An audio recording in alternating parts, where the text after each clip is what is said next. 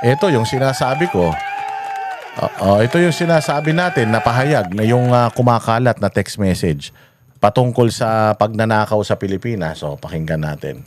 The spotlight is back on former Undersecretary Adrian Bersamin. Ito'y matapos ungkatin ni ACT Teachers Party List Representative Antonio Tino ang umano'y text exchanges ni Bersamin at Pangulong Bongbong Marcos. Dito napatunayan umano na bagman si Bersamin ng Pangulo. Narito ang agenda report ni Joan Manalo. Di lang yan si Bersamin si ano pa, yung taga-DOJ, yung associate, ano ba yun? Basta yun, yung taga-DOJ, no, karaan lang na kakabalik lang. Alam niyo, ikukwento ko na sa inyo.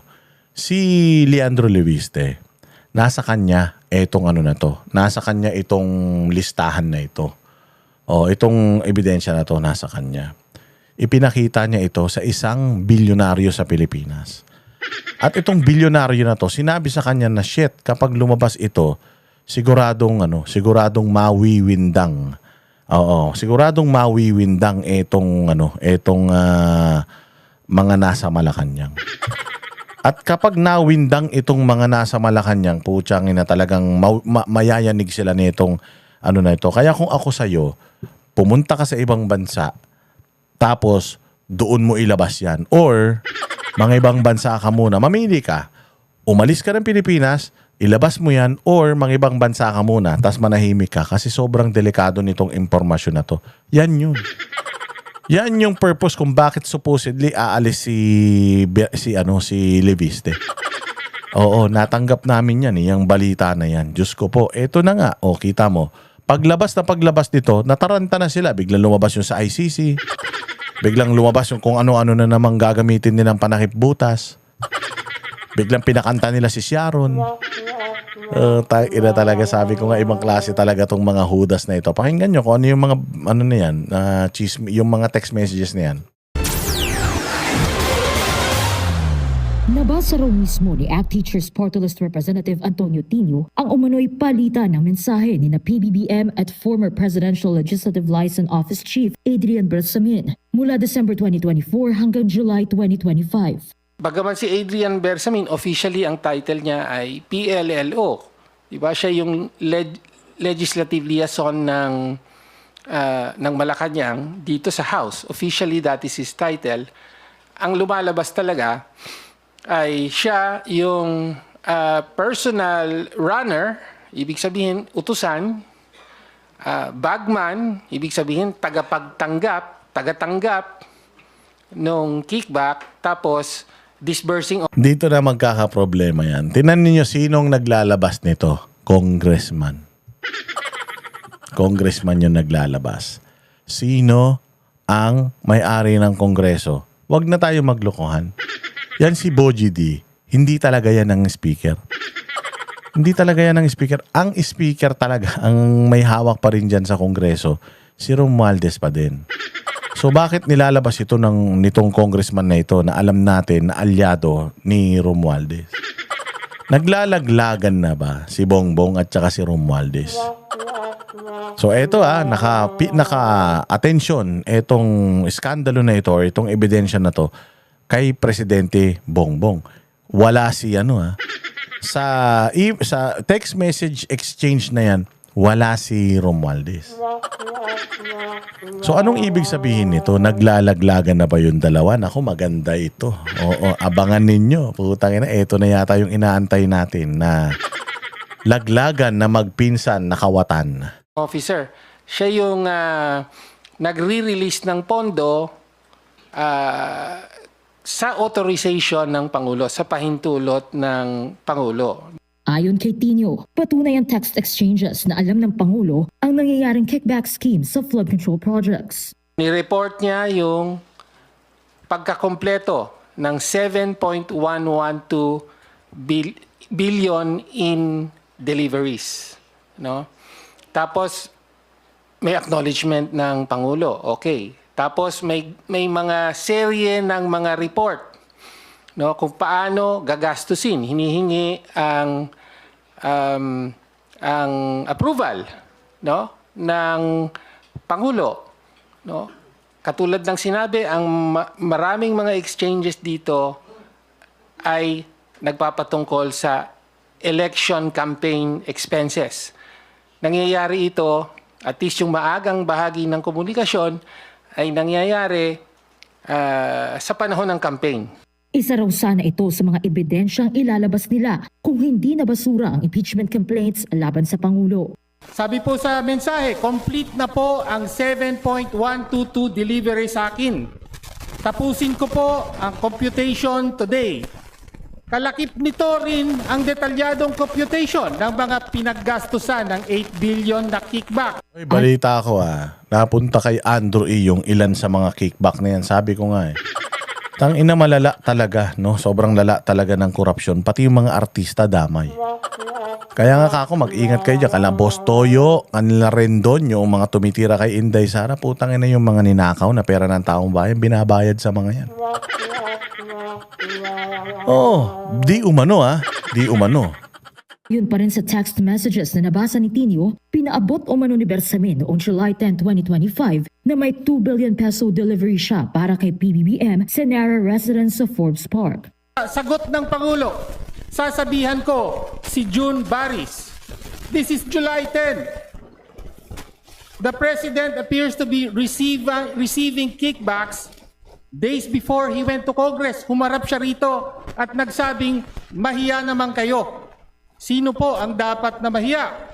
Isa si Tino sa mga endorser ng pangalawang reklamo laban kay PBBM. Sa partikular, nasa complaint ng alegasyon na ayon kay Yusek Bernardo, nasa 100 billion na insertion na inutos ng Pangulo, 52 billion ang kanyang direktang hinawakan at mula rito ay nagbigay siya para sa Pangulo ng 8 billion na commitment. Nasa complaint po yan.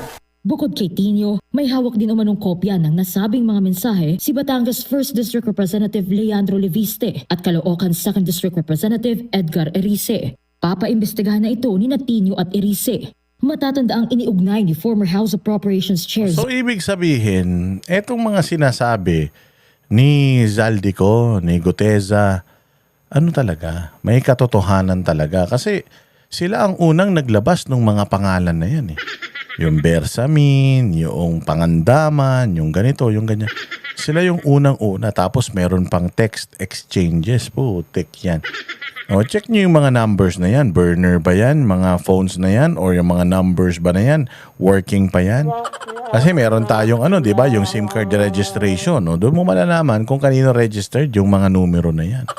Hindi ba ito yung dapat na sinasagot ni Claire Castro, hindi yung kung ano-anong kaipalan, kagunggungan yung mga pinagsasasabi niya? Walang Diyo. Zaldico si Bersamin sa kickback schemes dahil sinabi umano mismo ni Bersamin sa kanya na utos ng Pangulo ang 100 billion peso insertions sa 2025 national budget. Ang ombudsman naman, matagal na raw minamata si Bersamin dahil sa mga isyong kinahaharap nito, kabilang na ang money laundering. Dati pa yan, sa radar ko yan. Kasi Matagal na pala. Bakit nauna pang naipakulong si Senator Bong Revilla? Matagal na pala bakit hindi pa nakukulong yan? Bakit hindi pa yan nakakasuhan? Si Boying pero tumabata-ba na si Boying, no? Mabuti naman. Mukhang mukhang nagkasundo na kayo ni Lucifer na hindi mo na kayo magsama. noong una na marami na nababalita na activities yan. At alam mo naman dito sa atin, maraming marites sa Pilipinas. Nakakarating yung mga balita sa atin. Pero may naranasan kami sa DOJ na tila siya ang nakialam sa appointment process. Pero dati na rin sinabi ni Senate Blue Ribbon Committee Chair Ping Lacson na ginamit lang umano ni Bersamin ang pangalan ni PBBM kaugnayan 2025 budget insertions. Ayon kay dating DPWH Undersecretary Roberto Bernardo. Napag-alaman ko from Undersecretary Bernardo na may mga tao sa Malacanang, not the President, not authorized by the President, who misrepresented him. I will name some of them. Jesus! Tsaka na yan na nga, may text messages na. Yan yung priority mo, Ping Lacson. Puta, puro ka na naman Puro ka na naman privilege speech. Yung 69 na congressman na sinasabi mong sangkot sa pagiging contractor, wala kang pinangalanan kahit isa. Si Ping Lacson, pakasinungaling mo. Undersecretary Adrian Bersamin. Ang tugon naman ng Malacanang sa umano'y palitan ng mensahe ni na PBBM at Bersamin, ang anumang pinapahid na isyu ng korupsyon sa Pangulo ay atin pong pinasisinungalingan. Ang anumang paninira Alam mo, nakakahiya dito, Claire Castro. Napakaraming corruption, napakaraming instances na talagang yung ebidensya, tinuturo yung amo mo. Kay Inday Sara, puros yung pa rin. Confidential fund, DepEd, OVP, yung pa rin, yung kaso. Wala nang iba. Puta, wala kayong makita na dinagdagan nyo pa nga yung death threat niya, di umano sa presidente. Yung taga nasa yung nakakulong na nagpapanggap na malapit sa mga Duterte. Tangin na sabi ko, napakabulok ng mga ibinabato nyo kay Inday Sara. Ito, malinaw pa sa sikat ng araw. Itong mga bagong lumalabas na mga ganitong ebidensya. Paano nyo ngayon to pasisinungalingan, Diyos ko po, na yung ipinapahid kay Pangulo na gago, hindi yan.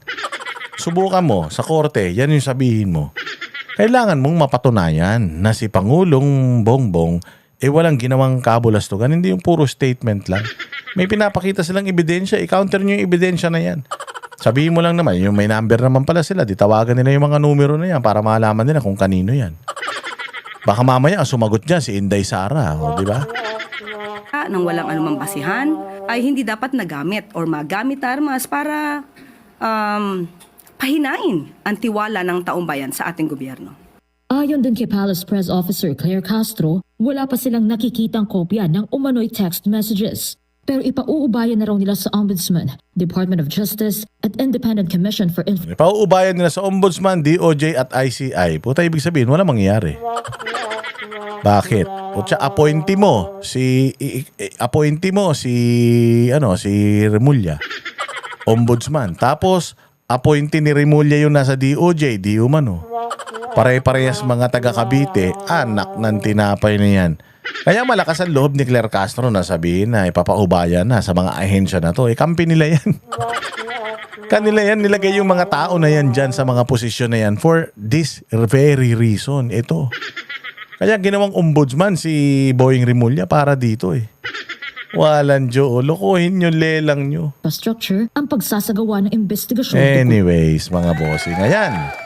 At sana ay nagustuhan ninyo yung ating pinaghirapan ngayong araw na ito. Manatili po kayo nakasubscribe, mag-like, mag-share. At syempre, kung nakakaluwag-luwag naman kayo sa buhay, mag-super thanks naman kayo. Maikli lamang ang buhay. Hindi natin kayang dalhin sa kabilang buhay sa langit. Yang mga kayamanan natin. Happy Valentine's Day, ha? Siguraduhin ninyo na kayo'y nakaproteksyon bago kayo umaksyon. At mag-ingat-ingat mahirap yun nakakatanggap ka ng tawag ng 3:00 ng madaling araw tapos may problemang sasabihin, sigurado. Sigurado, yan, buo yan. Ingat mga banatero, sa mabuhay kayong lahat. Kita-kita po tayo ulit sa susunod na vlog. Kami ang boses ng masa, hindi natatakot. Katotohanan lang, di kami nalulunod.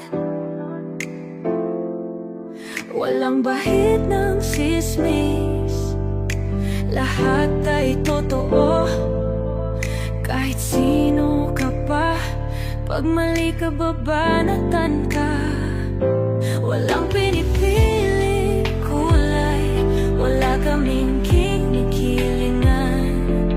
Basta para sa bayan, kami lalaban.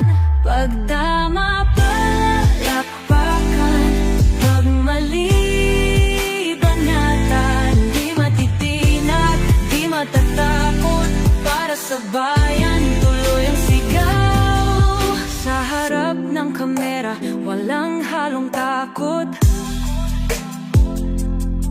Mga baluktot, lahat kayo'y tutumba. Ang hustisya at totoo, yun lang ang mahalaga. Kahit sinong harang, di kami matitinag. Walang pinipiling kulay, wala kaming kinikilingan. Basta para sa bayan.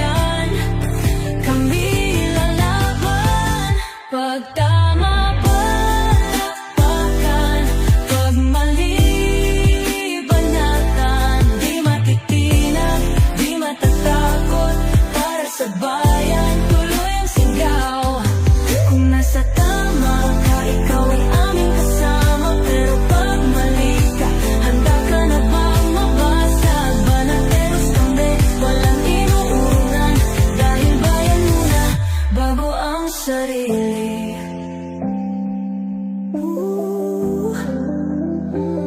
Bago ang sarili.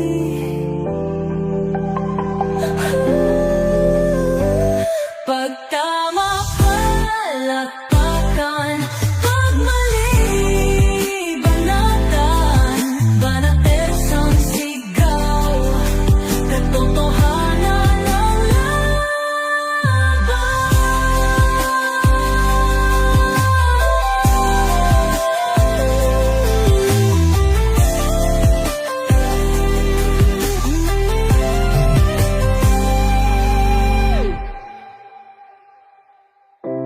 Sa harap ng